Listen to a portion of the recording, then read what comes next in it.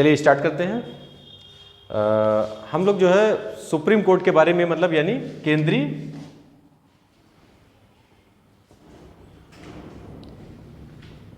न्यायपालिका के बारे में पढ़ रहे थे, ठीक है। तो इसमें जो है हमने आपको क्या क्या बता दिया था, पहले ये बताइए। हाँ देखिए, हमने बताया था आपको जो है कि इसमें एकात्मक लक्षण जो है एकात्मक लक्षण है और दूसरा संघीय लक्षण, ठीक है, संघीय लक्षण विद्यमान है। अब इसमें जो है आप बता सकते हैं कि एकात्मक किस प्रकार से है। एकीकृत इंटीग्रेटेड न्यायपालिका, एकीकृत न्यायपालिका। देखिए अब इंटीग्रेटेड मतलब जुडिशरी जो है वो किस तरीके से है, एकीकृत जो है। इसको फिर से एक बार रिवीजन कर देते हैं। एकीकृत, अब एकीकृत में किस तरीके से है, इसमें हाई कोर्ट और सुप्रीम कोर्ट। देखिए कैसे होता है, संघ में क्या होगा, सुप्रीम कोर्ट, ठीक है, यानी सर्वोच्च न्यायालय होगा। फिर वहीं पर राज्य में हाई कोर्ट होगा और प्लस लोअर कोर्ट होंगे, ठीक है, लोअर कोर्ट होंगे। अब ये देखिए, अब यहां पर हमने क्या बताया था कि संघ मतलब यानी सुप्रीम कोर्ट का ये जो हाई कोर्ट है और लोअर कोर्ट पर प्रशासनिक अधिकार नहीं होगा। बात समझ में आई। अब अधिकार कौन सा होगा, न्यायिक अधिकार होगा। न्यायिक अधिकार के तहत जो है अब जुड़े हुए हैं ये न्यायिक अधिकार के तहत। कैसे जो न्यायिक अधिकार के तहत जुड़े हैं, देखिए अब जैसे मान लीजिए कोई भी फैसला है, जैसे मान लीजिए क्या होता है कि जो सुप्रीम कोर्ट के फैसले होते हैं वो अभिलेखीय साक्ष्य के रूप में प्रयुक्त किए जाते हैं। अभिलेखीय साक्ष्य का मतलब समझते हैं, अभिलेखीय साक्ष्य का मतलब, अभिलेखीय साक्ष्य का मतलब होता है, जैसे आपने पढ़ा होगा कि अशोक के बारे में पढ़ा होगा, ठीक है, मौर्य शासक अशोक। तो उसमें क्या होता है, उसके अभिलेख पाए गए हैं, अभिलेख पाए गए हैं जिनसे क्या होता है, जानकारी मिलती है। ऐसे ही इनसे भी जानकारी मिलती है, किसको, लोअर कोर्ट्स को केस लड़ने में, हाई कोर्ट को केस लड़ने में, ठीक है। लेकिन सुप्रीम कोर्ट का अपना केस, जैसे मान लीजिए सुप्रीम कोर्ट ने कोई जजमेंट दिया है अपना, वह स्वयं अपना जजमेंट मानने के लिए बाध्य नहीं है। लेकिन एक हाई कोर्ट, ऐसे समझिए कि हाई कोर्ट, कोई भी हाई कोर्ट हो या लोअर कोर्ट हो, वो सुप्रीम कोर्ट के निर्णय को मानने के लिए बाध्य हैं, ऐसे समझ लीजिए, ठीक है। वो निर्णय मानेंगे जब, जैसे मान लीजिए कोई भी कार्यवाही होगी या कोई भी केस लड़ा जाएगा, तो उसमें दलील क्या रखी जाएगी कि उस केस में ऐसा निर्णय दिया गया था। जैसे मान लीजिए लोअर कोर्ट में ही जो है मान लीजिए फैसला सुना, मतलब जो है उसमें दलीलें सुनी जा रही हैं, तो वकील अपना बताएगा कि उस मतलब जो है सुप्रीम कोर्ट के इस मैटर में क्या हुआ था कि मतलब ये निर्णय दिया गया था। तो उस आधार पर मतलब जो है वहां का जो जस्टिस मतलब यानी जो जज है वो क्या करेगा, उसी आधार पर निर्णय को अपना जजमेंट तैयार करेगा। तो मतलब ये बाध्यकारी होता है वो निर्णय।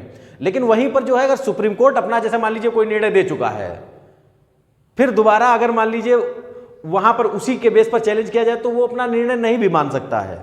हाँ थोड़ा ये अंतर रहता है, बेंच का अंतर रहता है कि मान लीजिए 3 बेंच का एक जजमेंट है तो वो थोड़ा, और फिर एक 5 जजों का जो है बेंच का जजमेंट है, तो 5 जजों का 3 बेंच वाली जजमेंट जो है थोड़ा काटने में दिक्कत होता उनको है।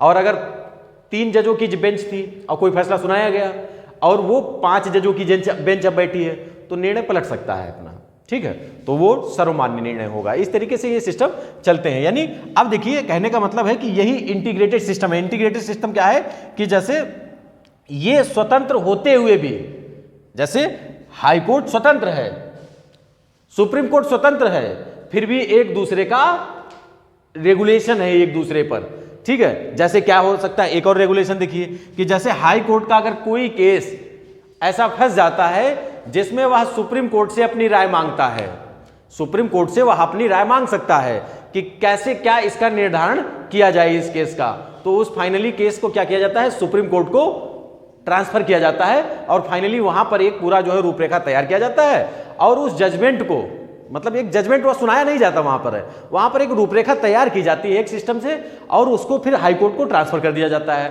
फाइनली हाई कोर्ट क्या कर सकता है कि हाई कोर्ट के पास देखिए स्वतंत्रता की ये शक्ति हम बता रहे हैं आपको कि उसके पास ये पावर है स्वतंत्रता की कि वह जो है क्या कर सकता है, उसके निर्णय को मान सकता है, किसके, सुप्रीम कोर्ट के निर्णय को मान सकता है। अगर वह ना माने तो उसमें भी कोई बहुत बड़ी समस्या नहीं है, मतलब बाध्यकारी नहीं है, कहने का मतलब वो सलाह ले सकता है, सलाह बाध्यकारी नहीं है, ठीक है। तो इस तरीके से ये जो है आपका इंटीग्रेटेड अप्रोच को दर्शाता है। फिर उसी प्रकार से हमने बताया था संघी में क्या बताया था, बताइए। हाँ, वही मतलब हमने क्या बताया कि जैसे संघीय लक्षण क्या है, इसमें स्वतंत्र जो है क्या है, स्वतंत्र एवं निष्पक्ष न्यायपालिका है। कैसी? केंद्र की अलग है, राज्यों की अलग है। मतलब केंद्र शब्द उचित नहीं है, यहां पर हम संघ शब्द का उपयोग करते हैं, ठीक है। संविधान में कहीं भी केंद्र शब्द का उपयोग नहीं है, तो इसीलिए हमने संघ शब्द का उपयोग किया है। तो संघ जो है उसका अपना सुप्रीम कोर्ट न्यायालय अलग रहेगा और हाई मतलब जो है राज्यों का अपना अलग रहेगा, ऐसे बात, ठीक है। तो ये इस तरीके से इतना पढ़ा दिया था। आगे बताइए क्या पढ़ाया था। हाँ, देखिए हमने ये भी बताया था आपको कि संविधान का संरक्षक कौन है, सुप्रीम कोर्ट है। फंडामेंटल राइट्स का संरक्षक कौन है, सुप्रीम कोर्ट है। और बताइए 124A। हाँ, एक मुख्य न्यायमूर्ति होगा, 33 अन्य न्यायाधीश। हाँ, ये भी हमने बता दिया था कि आपके 33 अन्य न्यायाधीश होंगे और प्लस एक chief justice of India, Bharat का मुख्य न्यायमूर्ति रहेगा, ठीक है। तो इस तरीके से 34 जजेस जो है रहेंगे। ये 2019 के संशोधन अमेंडमेंट के बाद से है प्रावधान। और बताइए आगे जल्दी। और 7 अदर जो है, देखिए मूल संविधान में क्या था, एक chief justice of India plus 7 other जजेस, ठीक है। अदर जजेस का प्रावधान किया गया था। आगे बताइए। हाँ, देखिए अब ये देखो 6 बार संशोधन हुआ है, 6 बार तक लगभग संशोधन हुआ है। ये आपको पता होना चाहिए कौन कौन से संशोधन, इससे नहीं मतलब आपको, ठीक है। लेकिन अभी आप जो है 6 बार आपका संशोधन हुआ है और उसके बाद कितना हो गया है, 33 + 1 हो गया है, ठीक है। तो इस तरीके से ये सब जो है पूरा। आगे बताइए क्या है सिस्टम। हाँ, अनुच्छेद 130। हाँ, ये भी बताया था हमने आपको कि आर्टिकल 130 क्या कहता है कि सुप्रीम कोर्ट कहां होगा, दिल्ली में होगा। फिर हमने ये भी बताया था कि सुप्रीम कोर्ट दिल्ली में होगा, लेकिन राष्ट्रपति की सहमति से वह दिल्ली के बाहर भी न्यायिक काम कर सकता है। कौन? सुप्रीम कोर्ट दिल्ली के बाहर भी न्यायिक कार्य संपादित कर सकता है, ठीक है। आगे बताइए। न्यायाधीशों की नियुक्तियां। अब न्यायाधीशों की नियुक्तियों के बारे में बताया था। न्यायाधीशों की नियुक्तियां कैसे बताया था, क्या बताया था, राष्ट्रपति के द्वारा। हाँ हाँ बिल्कुल। देखिए अब देखिए यहां से अब पूरा टॉपिक स्टार्ट करते हैं फिर से, ठीक है। अब यहां से देखिए न्याय किसकी नियुक्तियां, न्यायाधीशों की नियुक्तियों के बारे में हम लोग देखते हैं। अब यहां से देखिए पहले तो परंपरा को समझ लेते हैं, परंपरा को समझ लेते हैं। परंपरा क्या है, ठीक है, जो रही है परंपरा। अब परंपरा के बारे में हेडिंग डाल लीजिए, परंपरा। परंपरा लिखिए इसमें थोड़ा।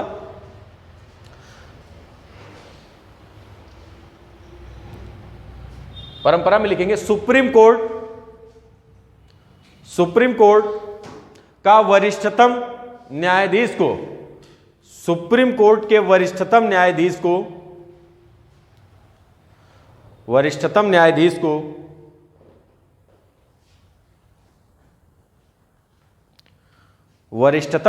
को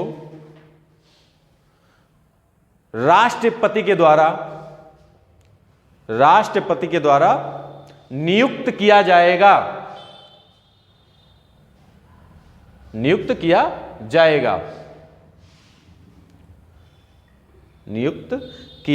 जाएगा। अच्छा, क्या पूरा एक बार सेंटेंस पूरा रिपीट करिए, क्या आपने बोला?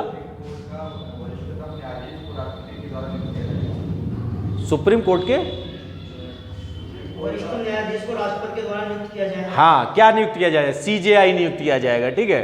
CJI मतलब चीफ जस्टिस ऑफ इंडिया नियुक्त किया जाएगा, यानी भारत का मुख्य न्यायमूर्ति नियुक्त किया जाएगा। ये ऐसी परंपरा थी पहले, ठीक है। फिर उसके बाद जो है केस आया है केशवानंद वर्सेस भारत। देखिए 1973 का केस आया है।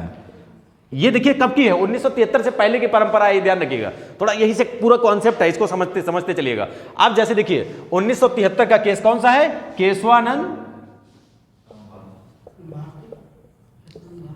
केशवानंद भारती वर्सेस केरल राज्य का मामला था, ठीक है। जिसमें जो उस समय इंदिरा गांधी की सरकार थी, ठीक है, उस समय प्रधानमंत्री इंदिरा गांधी थी। अब कहानी क्या थी, कहानी थोड़े समझ लीजिए उसके बारे में कि जैसे जब केशवानंद का केस जो है उसमें जजेस बनने थे, बहुत हाई बेंचेस बननी थी उसमें, क्योंकि मैटर बहुत बड़ा था। इसमें बहुत सारा जो है अमेंडमेंट समझ लीजिए एक प्रकार से, बहुत सारा प्रावधान किया गया है इसमें, ठीक है। तो इसमें बहुत बड़ा जजमेंट था ये। तो इसमें जो मतलब जो जजेस चुने गए हैं वो जो सरकार के फेवर में जजेस थे, ऐसे जजेस को जो है चुना गया, उसमें वरिष्ठता को ध्यान नहीं रखा गया। मतलब जबकि परंपरा ये थी कि वरिष्ठ का मतलब हमने कल बताया था, वरिष्ठ का मतलब क्या होगा, मोस्ट सीनियर किसको कहेंगे, हाँ जिसका कार्यकाल लंबा हो, उम्र से मतलब नहीं है वरिष्ठतम। वरिष्ठतम का मतलब है किसी ने 10 साल काम किया है तो किसी ने 5 साल काम किया है तो 10 साल वाला ज्यादा अनुभवी समझा जाएगा, ठीक है।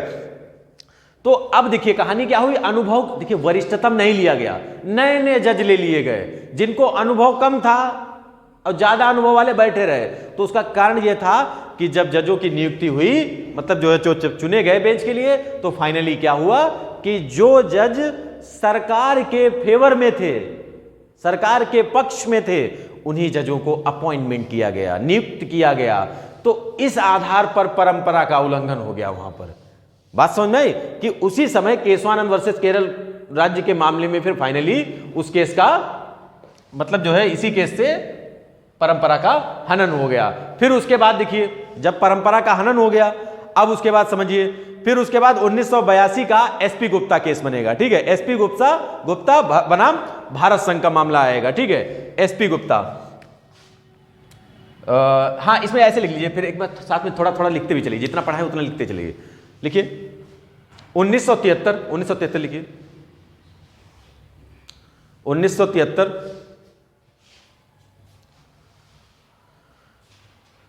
ऐसे लिखिए केशवानंद केस, बस इतना लिख लीजिए। वैसे केशवानंद भारती हैं, ठीक है। केशवानंद केस में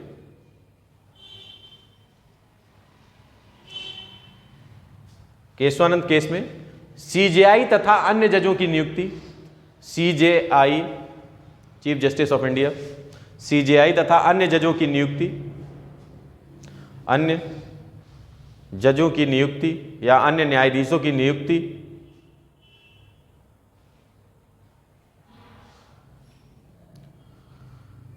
वरिष्ठता के आधार पर न किया जाना, नियुक्ति वरिष्ठता के आधार पर न किया जाना।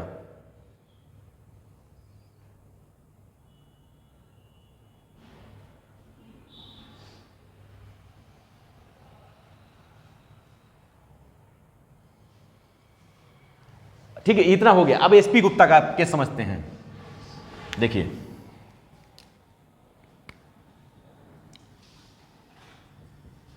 एसपी गुप्ता वर्सेस भारत संघ, ठीक है, भारत संघ का केस। अब देखिए ये केस क्या है, ये भी बहुत इंपॉर्टेंट, ये कब का है, 1900, ये डेट थोड़ा याद रखेंगे तो क्रोनोलॉजी आपको याद रहेगी। अब जैसे कैसे इसमें क्या हुआ था, 1982 का जो केस था एसपी गुप्ता का, इसमें सीजेआई प्लस, देखिए सीजेआई प्लस अन्य न्यायाधीश, अन्य न्यायाधीशों की नियुक्ति राष्ट्रपति तो करता ही है, लेकिन सुप्रीम कोर्ट की सलाह मानने के लिए बाध्यकारी नहीं है। राष्ट्रपति अपनी मर्जी से चुनेगा, किसको चुनेगा अपनी मर्जी से, सीजेआई और अन्य जजेस को, अन्य न्यायाधीशों को कौन चुनेगा, राष्ट्रपति, वो भी अपनी मर्जी से चुनेगा, बाध्यकारी नहीं है, ठीक है। राष्ट्रपति पर कोई बाध्यकारी मतलब या बाध्यता नहीं है। तो इस पे लिख लीजिए आप 1982 में लिखिए, 1982 SP Gupta case, SP Gupta versus Bharat संघ, लिख लीजिए ऐसे जल्दी से। 1982 डेट डाल लीजिए, आगे लिख लीजिए एसपी गुप्ता वर्सेस भारत संघ, ताकि थोड़ा क्रोनोलॉजी आपको याद भी रहे। अभी तो हम बता रहे हैं याद रहेगा, लेकिन बाद में भूल जाएंगे। एसपी गुप्ता वर्सेस भारत संघ 1982 का केस है ये। इसमें सीजेआई प्लस अन्य न्यायाधीशों की नियुक्ति राष्ट्रपति अपनी मतलब इच्छा से करेगा,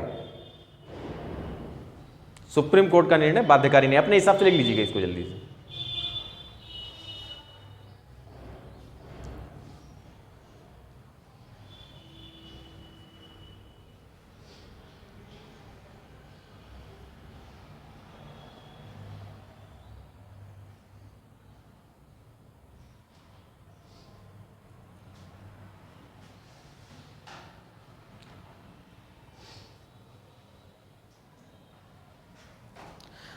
अब यहीं से देखिए, यहीं से कहानी कुछ नई स्टार्ट होती है। यहां से क्या होता है कि एक अलग जो है मतलब प्रथा टाइप की, जैसे वहां पर जो है विवाद उत्पन्न शुरू हो जाते हैं न्यायालय में। कैसे कि कहने का मतलब है कि भारत में सेपरेशन ऑफ पावर है। यहां पर सुप्रीम कोर्ट का कहना है, अभी सुप्रीम कोर्ट का जजमेंट 1993 का आएगा, 1993 का सुप्रीम कोर्ट का जजमेंट आएगा। इसमें क्या कहेगा सुप्रीम कोर्ट, कि सुप्रीम कोर्ट कहेगा कि भारत की न्यायपालिका निष्पक्ष और स्वतंत्र है, ठीक है। अब उस पर कोई प्रतिबंध मतलब निर्बंधन या प्रबंध नहीं लगाया जाएगा, ठीक है। कहने का मतलब यह है उसकी शक्तियों को बढ़ाया जा सकता है, कम नहीं किया जा सकता है। यह आर्टिकल में, संविधान के आर्टिकलों में वर्णित है कि उसकी शक्तियों को बढ़ाया जा सकता है लेकिन कम नहीं किया जा सकता है सुप्रीम कोर्ट की शक्ति को। अब फाइनली क्या होगा कि अब ये बेसिक स्ट्रक्चर घोषित कर देगा। मतलब सुप्रीम कोर्ट क्या स्ट्रक्चर घोषित कर देगा? Basic structure. बेसिक स्ट्रक्चर का मतलब संविधान का मूलभूत ढांचा घोषित कर दिया जाएगा। कि संविधान का मूलभूत ढांचा कब? 1999 में घोषित किया जाएगा। ये 1999 एक्चुअली क्या होता है कि राष्ट्रपति अपना आर्टिकल, राष्ट्रपति का होता है 143, ठीक है, 143। अभी इसमें नहीं घोषित हुआ है, ध्यान रखना, इसमें बेसिक स्ट्रक्चर नहीं। ये भी झगड़ा चल रहा है उसमें, जो है मतलब कहने का मतलब विवाद चल रहा है कि राष्ट्रपति थोड़ा हमारे पास पावर नहीं बचा, न्यायपालिका सोच रही है। कह रहे हैं जो भी नियुक्ति होती है वो राष्ट्रपति के माध्यम से हो जाती है, और राष्ट्रपति तो आप जानते ही हैं, ठीक है। तो ये सिस्टम रहता है। तो फाइनली क्या है कि अब ये 1999 में क्या होगा, न्यायपालिका निष्पक्ष एवं स्वतंत्र है और वह अपने निर्णयों के लिए स्वतंत्र है, और उसके बाद वह कोई उस पर किसी का प्रतिबंध नहीं लगाया जा सकता। और इसी आधार पर उसने अपने को बेसिक स्ट्रक्चर घोषित कर दिया। बेसिक स्ट्रक्चर घोषित करने पर अब उस पर जो है निर्णय उसका बाध्यकारी हो जाएगा, उस पर कोई संशोधन तो हो नहीं सकता उसमें कोई। तो फाइनली क्या हुआ, 1999 में राष्ट्रपति जब कंफ्यूज हुए, कल लगा अब क्या किया जाए, कुछ जो है कुछ समझ में नहीं आ रहा। इसमें क्या कि इस केस में ऐसा हुआ था, इसमें जो है कहा गया कि राष्ट्रपति बाध्यकारी, जैसे मान लीजिए जो भी लिस्ट तैयार की जाती है CJI प्लस अन्य जजों की, तो इसमें क्या हुआ था, इसमें बाध्यकारी कर दिया गया था राष्ट्रपति के लिए कि राष्ट्रपति क्या करेगा, जो रिकमेंडेशन दी जाएंगी न्यायालय के द्वारा उन्हीं को मतलब जो है वो नियुक्त करेगा। ऐसा करना बाध्यकारी राष्ट्रपति के लिए हो गया। तो फाइनली अभी जैसे मान लीजिए 1999 में राष्ट्रपति क्या पूछेगा, अपना आर्टिकल 143 का प्रयोग करेगा। आर्टिकल 143 में कहता है कि राष्ट्रपति सुप्रीम कोर्ट से सलाह मांग सकता है, ठीक है। राष्ट्रपति सुप्रीम कोर्ट से सलाह मांग सकता है।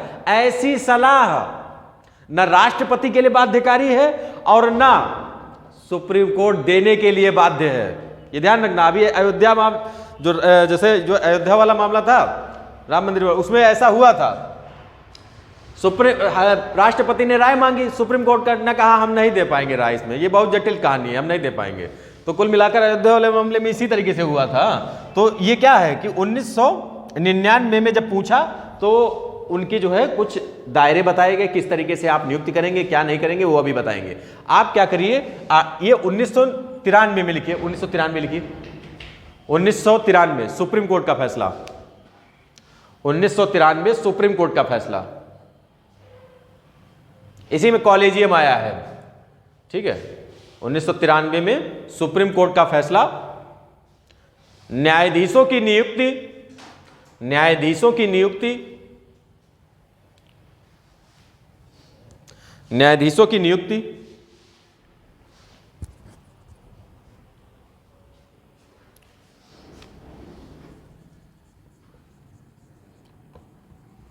कॉलेजियम, ठीक है, कॉलेजियम के द्वारा की जाएगी।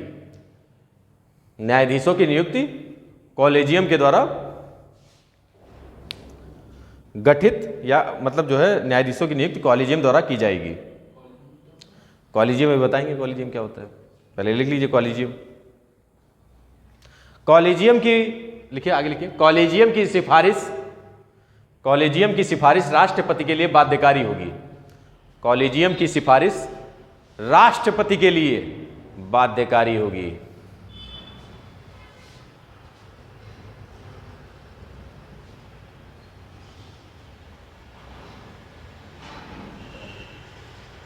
फिर जल्दी से लिख लीजिए 1999, अभी बताते हैं फिर कॉलेजियम। 1999 लिखिए और डैश करके लिखिए उसमें 1999 डैश करके लिखेंगे।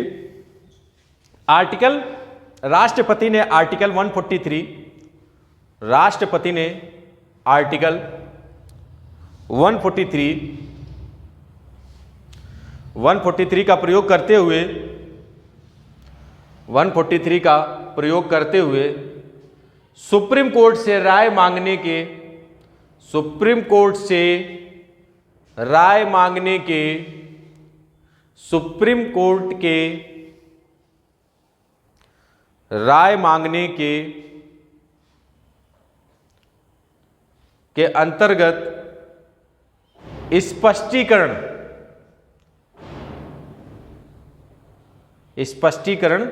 की मांग की।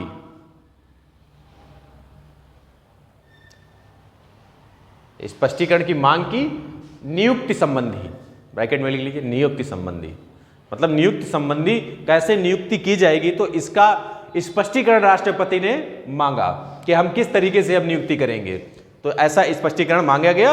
अब इसी में समझिए कि इसमें देखिए सीजीआई की नियुक्ति कैसे होगी।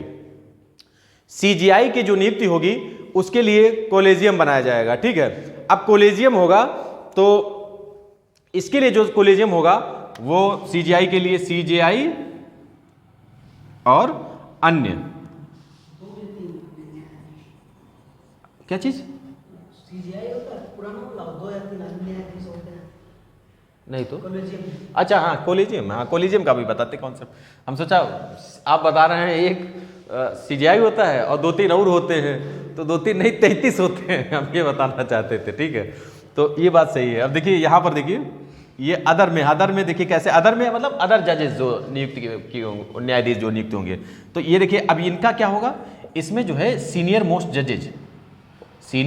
जजेज इनका अलग सिस्टम से बनेगा हिसाब किताब। सीनियर मोस्ट जजेज जो होंगे हाँ उन्हीं की एक लिस्ट तैयार की जाएगी। और कौन तैयार करके देगा, पिछला सीजीआई, पिछला जो सीजीआई होगा जिसका कार्यकाल पूरा होने वाला है, और वो क्या करेगा, वो अपना जो है एक लिस्ट तैयार कर देगा, 4 से 8 जो भी नाम होंगे उसमें, और वरिष्ठता के आधार पर और या जो भी होगा उसमें। चलिए सीनियर मोस्ट जजेस के बारे में बता रहे थे, ठीक है। तो सीजीआई मतलब कैसे नियुक्ति होगी सीजीआई की, सीनियर मोस्ट जजेस के माध्यम से, यानी कैसे रिकमेंडेशन देगा कि जैसे जो पुराना न्यायाधीश होगा सीजीआई वो क्या करेगा, एक लिस्ट जारी करेगा, और वो लिस्ट के माध्यम से क्या होगा, उसी का एक नाम चुन के राष्ट्रपति क्या करेगा, उसको सीजीआई नियुक्त कर देगा। और उसके बाद अदर जजों की नियुक्ति कैसे होगी, उसके लिए कॉलेजियम बनेगा। कॉलेजियम कैसे होता है, ये एक सीजीआई होगा इसमें, ठीक है, और 4 सीनियर मोस्ट जजेस होंगे, ठीक है, सीनियर मोस्ट जजेस। तो यही मिलकर जो है क्या करेंगे, यही कॉलेजियम कहा जाता है, इसी को कॉलेजियम कहा जाता है। अब यही कॉलेजियम क्या करेगा, अदर न्यायाधीशों की नियुक्ति करेगा। तो इस तरीके से ये आपका कॉन्सेप्ट समझ में आया, ठीक है। अब आगे देखते हैं, चलिए लिखिए, ट्रांसफर लिख लिया आपने, अभी नहीं लिखा, चलिए ट्रांसफर लिखिए, सॉरी ट्रांसफर नहीं अभी लिखाना था, क्या लिखाना था, हाईकोर्ट के जज की नियुक्ति, उसके लिए कॉलेजियम बता देते हैं कैसे क्या बनता है, ठीक है। हाईकोर्ट के जजों की नियुक्ति यानी हाईकोर्ट के न्यायाधीशों की नियुक्ति। अब इसमें लिख लीजिए कि देखिए इसमें लिखिए मुख्य न्यायाधीश प्लस अन्य न्यायाधीशों की नियुक्ति, मुख्य न्यायाधीश प्लस अन्य न्यायाधीशों की नियुक्ति। इसके लिए कॉलेजियम जो बनेगा, हाँ हाईकोर्ट का ही, उसके लिए कॉलेजियम बनेगा 1 सीजीआई और प्लस 4 सीनियर मोस्ट जजेस ऑफ सुप्रीम कोर्ट, ठीक है, ये कॉलेजियम बनेगा। वही कॉलेजियम इस तरीके से इनकी नियुक्ति के लिए भी बनेगा। ऐसे कॉलेजियम लिख लीजिए, बस काम खत्म, इसको ऐसे लिख लीजिए कॉलेजियम, ठीक है। तो ये आपका कॉलेजियम हो जाएगा इस तरीके से। अब उसके बाद ट्रांसफर लिखेंगे, ट्रांसफर, ये तो हो गया हाई कोर्ट, वही मतलब प्रक्रिया है लगभग कुल मिलाकर। नहीं सुप्रीम कोर्ट का है, लेकिन हाई कोर्ट का भी यही नियुक्त करेंगे, ठीक है, मतलब यही रिकमेंडेशन देंगे इस तरीके से पूरा। कॉलेजियम के द्वारा ही हाई कोर्ट की भी नियुक्ति होती है, अब उस तरीके से नहीं होती पिछली तरीके से, ठीक है। ट्रांसफर, ट्रांसफर लिखिए, ट्रांसफर भी कॉलेजियम के द्वारा होता है। अब ये भी देखिए ट्रांसफर, ट्रांसफर ऐसे लिख लेंगे, ट्रांसफर लिखेंगे, ट्रांसफर में लिखेंगे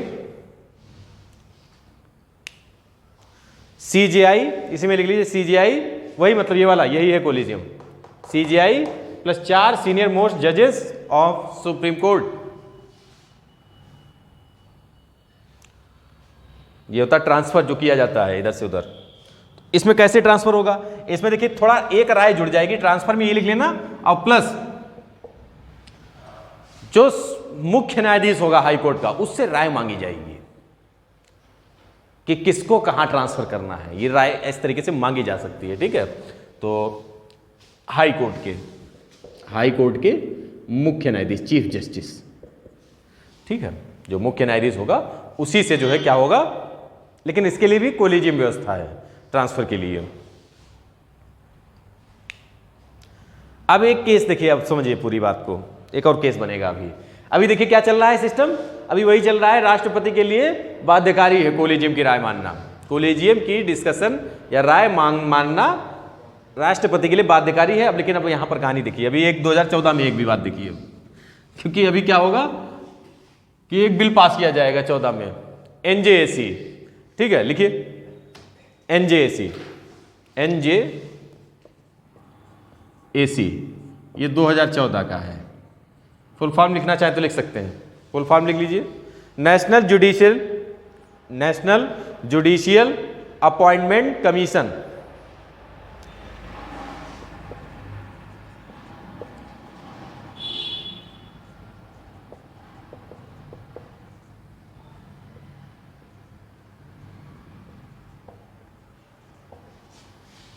अपॉइंटमेंट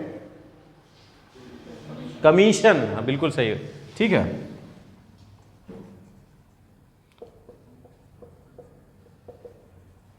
ठीक है, ये इसका पूरा नाम है, फुल फॉर्म। अब देखिए इसके बारे में बहुत ज्यादा जानना नहीं है, लेकिन वैसे इतना जान लेना है कि यह किस लिए गठित किया गया था, क्योंकि आपको मेंस लिखना नहीं, सीधी सी बात है, ठीक है। तो आपको क्या करना है, आपको इसको इस तरीके से समझ लेना है कि नेशनल जुडिशियल अपॉइंटमेंट कमीशन, यानी इसमें क्या है, जुडिशियल मतलब समझ रहे हैं कि न्यायाधीशों की नियुक्ति के लिए क्या किया गया, एक अलग से मतलब जो है सिस्टम बनाया गया। और उसमें क्या रहेगा, उसमें जो है जैसे विधिवेत्ता भी रहेगा, उसमें जो है संसद की भी भूमिका रहेगी, सुप्रीम कोर्ट की भी भूमिका रहेगी। इस तरीके से एक पूरा आयोग गठित किया जाएगा। मतलब कोलिजियम कह सकते हैं उसको, कोलिजियम नहीं कहेंगे क्योंकि उसमें जो है सब कोई शामिल है, क्योंकि कानून मंत्री भी रहेंगे उसमें सम्मिलित रहेंगे। फिर उसके बाद उसमें उसी में जो है जैसे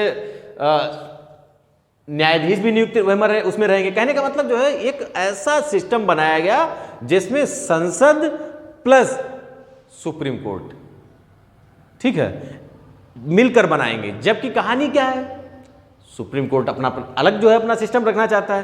फाइनली क्या हुआ कि जब यहां जो है निर्णय दिया गया 2014 का कि अपॉइंटमेंट अब इस तरीके से होगा, तो फिर उसके बाद फिर सुप्रीम कोर्ट गड़बड़ाया।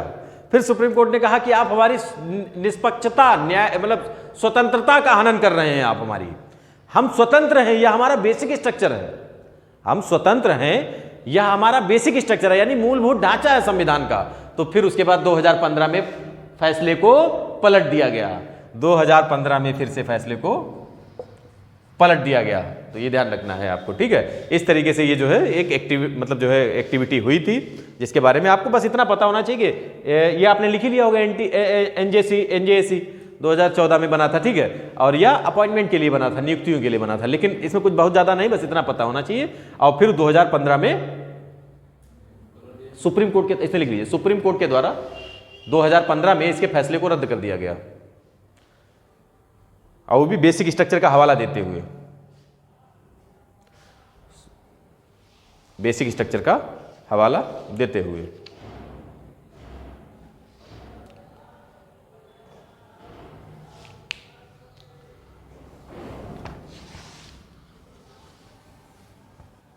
चलिए दूसरा देखते हैं। अब उसके बाद लिखिए योग्यताएं। अभी आपने योग्यताएं ही पूछा था, ठीक है, हाँ योग्यताएं। अब देखिए लिखिए, हाँ न्यायाधीशों की योग्यताएं, बिल्कुल सही पूछे, न्यायाधीशों की योग्यताएं। अब न्यायाधीश ही पढ़ रहे हैं तो उसी में योग्यताएं बस सीधे लिख लीजिए, कहाँ चक्कर में पड़ेंगे। अब योग्यताएं किसमें है, न्यायाधीश में तो है। चलिए आर्टिकल किसमें है, 124 का 3, ठीक है, ये क्लास 3 है। तो इसमें जो है नियुक्तियां हैं, ठीक है, इसमें लिखेंगे, पहला पॉइंट लिखेंगे, इसमें लिख ही लेंगे सीधे डायरेक्ट। पहला पॉइंट, भारत का नागरिक होना चाहिए, भारत का नागरिक हो, ऐसे लिख लीजिए, भारत का नागरिक हो।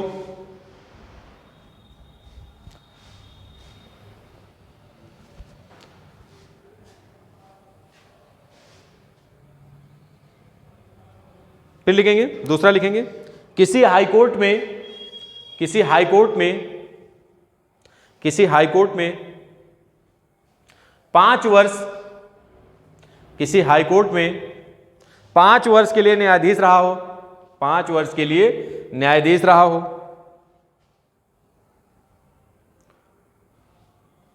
न्यायाधीश रहा हो,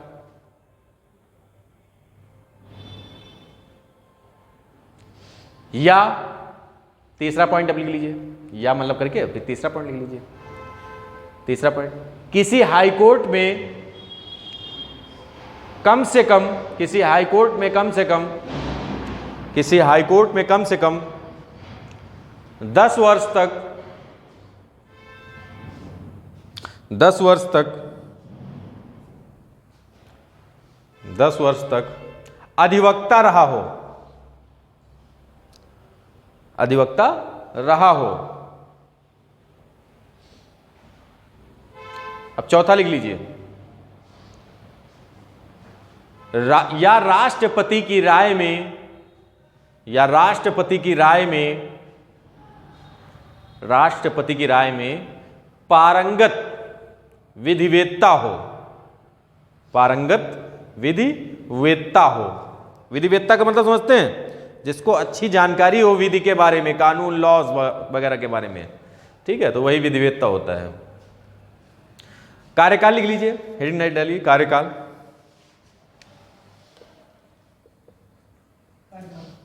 कार्यकाल लिख लीजिए, कार्यकाल में लिख लीजिए अधिकतम 65 वर्ष, ठीक है, अधिकतम 65 वर्ष, इतना लिखिए उसका, बाकी नहीं। फिर उसके बाद शपथ लिख लीजिए, शपथ, ये पूछा जाता है, शपथ वाला पूछा जाता है, शपथ।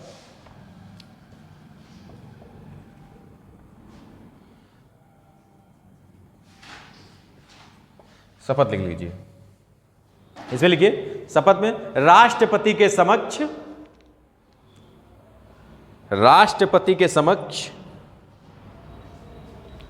इतना लिख के रोक लीजिएगा। अब अच्छा ये बताइए, हमने क्या बताया था, कौन सी अनुसूची बताई थी शपथ के लिए? तीसरी अनुसूची, तो इसमें लिख लीजिए राष्ट्रपति के समक्ष तीसरी अनुसूची के अनुसार, तीसरी अनुसूची के अनुसार, तो इसमें लिख लीजिए इस तरीके से, तीसरी अनुसूची के अनुसार। तो ये शपथ हो गया। अब लिखिए पदमुक्ति। पदमुक्ति कैसे हो सकता है, पदमुक्ति कैसे किया जा सकता है? तो पदमुक्ति आप लिख लीजिए, उसमें लिखिए पदमुक्ति में, पदमुक्ति एक तो कैसे होगी, त्यागपत्र द्वारा, ये लिख लीजिए, लिखिए त्यागपत्र द्वारा, त्यागपत्र द्वारा। और त्यागपत्र द्वारा होगा तो त्यागपत्र किसके देंगे? राष्ट्रपति को त्यागपत्र देंगे, राष्ट्रपति को, ठीक है, ये लिख लीजिए आगे, त्यागपत्र दिया जाएगा तो राष्ट्रपति को दिया जाएगा। फिर हटाया जाना लिख लीजिए, हटाया जाना, हाँ बताएंगे, हाँ वही वही, हटाया जाना कैसे हटाया जाएगा वो भी बताएंगे। हटाया जाना, हटाया जाना जो है 124 का 4 जो आर्टिकल है, ठीक है, ये 124 का 3 बताया था, ये आर्टिकल 124 का 4 है, तो इसमें लिखिए हटाया जाना, इसमें है, और राष्ट्रपति द्वारा हटाया जाएगा, ठीक है, लिखिए इसमें हटाया जाना, वो भी राष्ट्रपति के द्वारा, राष्ट्रपति के द्वारा।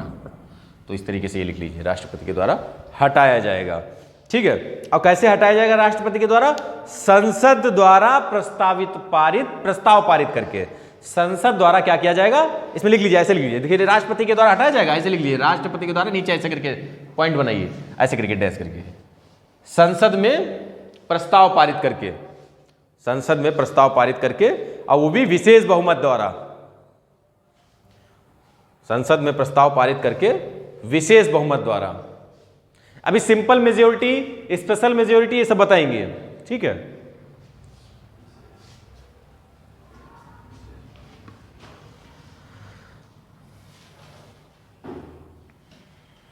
अच्छा, इसका आधार क्या रहेगा? जैसे अगर हटाए पदमुक्त किया जाएगा, जैसे मान लीजिए पदमुक्त करना है, पद मुक्त करना है, तो इसका आधार क्या रहेगा? दो आधार रहेंगे इसके।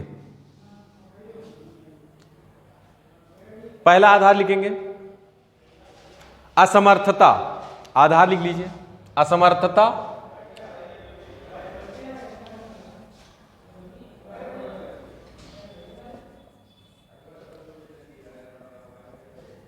दूसरा लिखेंगे कदाचार। असमर्थता और कदाचार, ये दो माध्यम रहेंगे, ये आधार रहेंगे कि मतलब या तो असमर्थ है या कदाचार। कदाचार का मतलब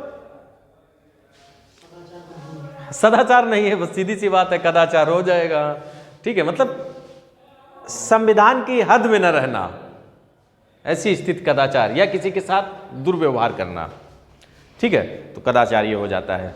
अब इसमें संसद में जो प्रक्रिया चलेगी उसके बारे में लिख लीजिए। संसद की प्रक्रिया, संसद में प्रक्रिया ऐसे लिखिए, संसद में प्रक्रिया।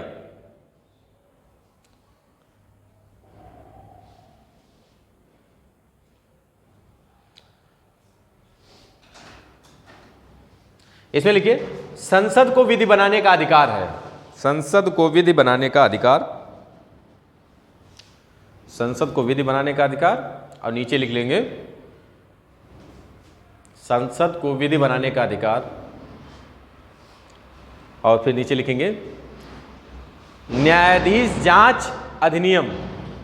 न्यायाधीश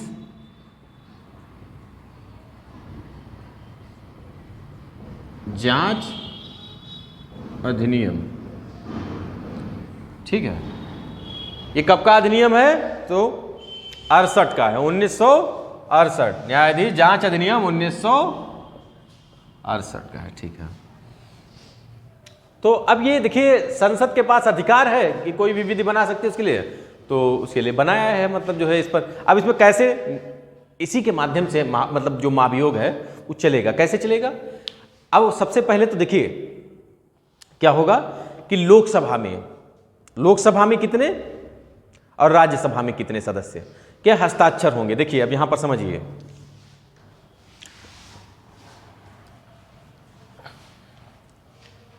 अब यही जो 1968 का अधिनियम है, इसमें क्या होगा कि लोकसभा में न्यूनतम 100 सदस्यों का समर्थन या हस्ताक्षर, ठीक है, हस्ताक्षर का प्रावधान, ठीक है। फिर उसके बाद वही राज्यसभा में न्यूनतम 50 सदस्यों का हस्ताक्षर। इस तरीके से जब इतना कहानी बनेगी तब पारित, मतलब जो है तब जो है उस पर महाभियोग की प्रक्रिया चलाई जाएगी। ऐसे नहीं चलाई जाएगी, बहुत कठिन है प्रक्रिया, ठीक है। तो ये सिस्टम आप लिख लीजिए इसको दोनों को, ठीक है। 1968 का मतलब आप विधि लिख लेना, वही वाला जो लिखा आपने है, ठीक है।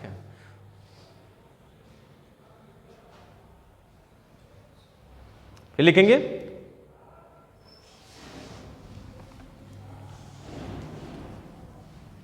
अब न्यू हेडिंग डालेंगे वेतन भत्ते।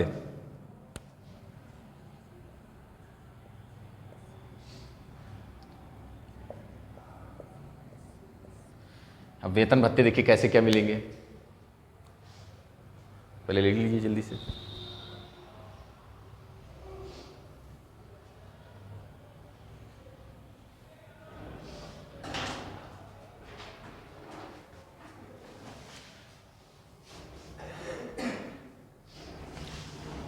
वेतन भत्ते क्या रहेंगे?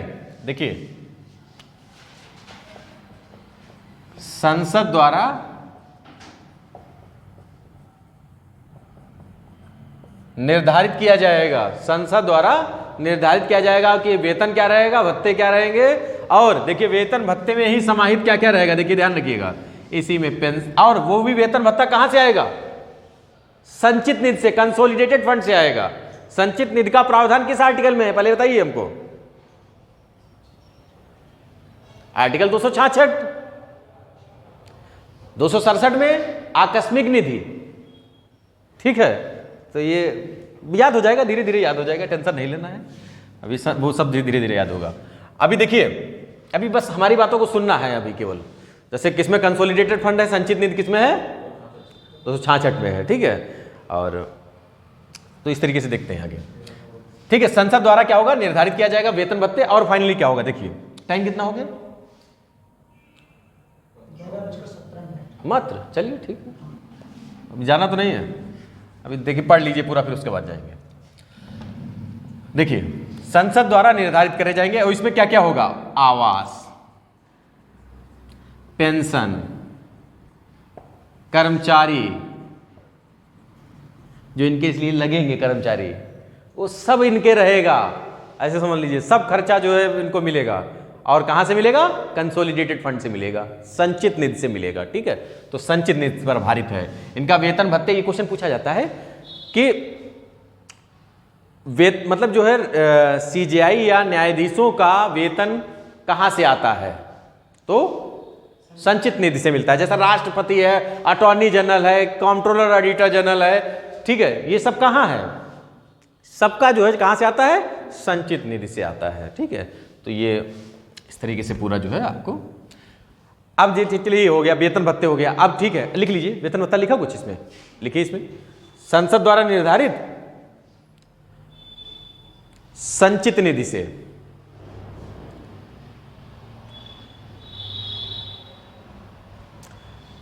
संचित निधि से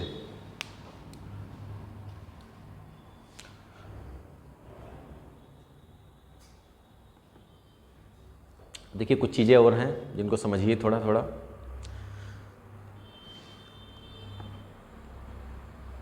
या आज की क्लास को यही रखते हैं, ओवर है। एक और टॉपिक समझ लीजिए बस, फिर उसके बाद देखते हैं। कार्यकारी मुख्य न्यायाधीश, लिखिए, हेडिंग डालिए, कार्यकारी मुख्य न्यायाधीश। चलिए हो गया वेतन भत्ते। अच्छा, जितनी चीजें बताई वो समझ में आई हैं सभी चीजें? कोई डाउट हो बताइएगा। ठीक है, कार्यकारी मुख्य न्यायाधीश, कार्यकारी मुख्य न्यायाधीश,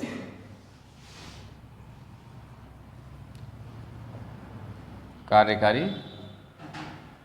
मुख्य न्यायाधीश। तो इसमें लिखिएगा, इसमें लिखिए, लिखना स्टार्ट करिए। सीजेआई का पद रिक्त हो, सीजेआई का पद रिक्त हो, हम शॉर्ट में बोल रहे हैं, सीजेआई का पद रिक्त हो, या वह अनुपस्थित हो, या वह कार्य करने में असमर्थ हो। सीजेआई का पद रिक्त हो, या वह अनुपस्थित हो, या कार्य करने में असमर्थ हो, तो राष्ट्रपति सुप्रीम कोर्ट के किसी न्यायाधीश को, तो राष्ट्रपति सुप्रीम कोर्ट के किसी न्यायाधीश को, हाँ, तो राष्ट्रपति सुप्रीम कोर्ट के किसी न्यायाधीश को कार्यकारी सीजेआई नियुक्त कर सकता है। एक बार फिर से रिपीट कर दें, सीजेआई का पद रिक्त हो, या वह अनुपस्थित हो, या कार्य करने में असमर्थ हो, तो राष्ट्रपति सुप्रीम कोर्ट के किसी न्यायाधीश को कार्यकारी सीजेआई नियुक्त कर सकता है। तो ये हो गया कार्यकारी मुख्य न्यायाधीश। अब देखिए, क्या कार्यकारी का मुख्य न्यायाधीश का मतलब समझ गए आप? जैसे मान लीजिए बीमार हो गया, या कोई भी कारण रहा हो, वर्तमान में नहीं है मान लीजिए सीजेआई, अब क्या होगा? राष्ट्रपति जो रिकमेंडेशन दी गई थी कोलिजियम के द्वारा, उसी में से एक नाम चुन के सीजेआई बना देगा। ये सिस्टम रहता है। अदर को सही हो जाएगा, फिर से वो आ जाएगा अपना। तो इस तरीके से जो है ये मतलब कार्यकारी के रूप में रहता है सीजेआई। फिर उसके बाद लिखिए आर्टिकल 127, आर्टिकल 127 लिखिए, थोड़ा एक और लिख लीजिए, बस ये हो गया। एडहॉक जजेस, ये लिखिए 127, आर्टिकल 127, इसको कहते हैं तदर्थ न्यायाधीश। तदर्थ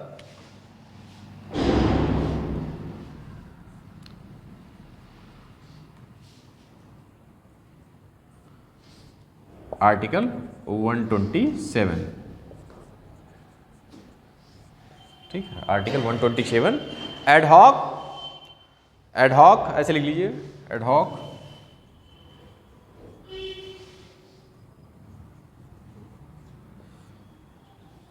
जजेस, यानी इसको क्या कहेंगे, अस्थाई न्यायाधीश। ये अस्थाई न्यायाधीश होते हैं। तदर्थ का मतलब अस्थाई न्यायाधीश।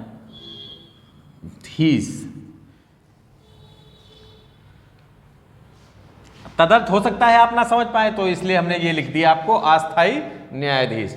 इंग्लिश में कहते हैं एडहॉक जजेस। ये कैसे नियुक्त किया जाता है, इसमें भी लिख लीजिए थोड़ा। सुप्रीम कोर्ट में कार्य करने वाले न्यायाधीशों की संख्या पर्याप्त ना हो, सुप्रीम कोर्ट में कार्य करने वाले न्यायाधीशों की संख्या पर्याप्त ना हो, पर्याप्त ना हो तो सीजेआई,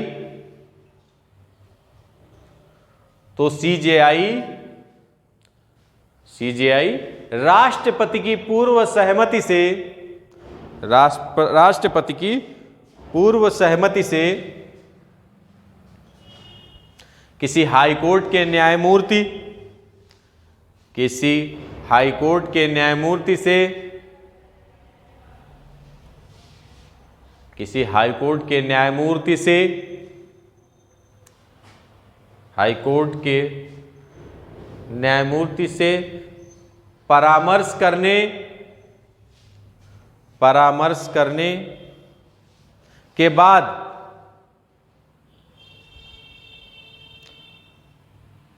बाद हाई कोर्ट के न्यायाधीशों को, हाई कोर्ट के न्यायाधीशों को,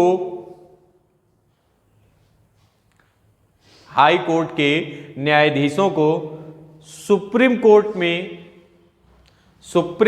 में कार्य करने का अनुरोध कर सकता है, सुप्रीम कोर्ट में कार्य करने का अनुरोध कर सकता है।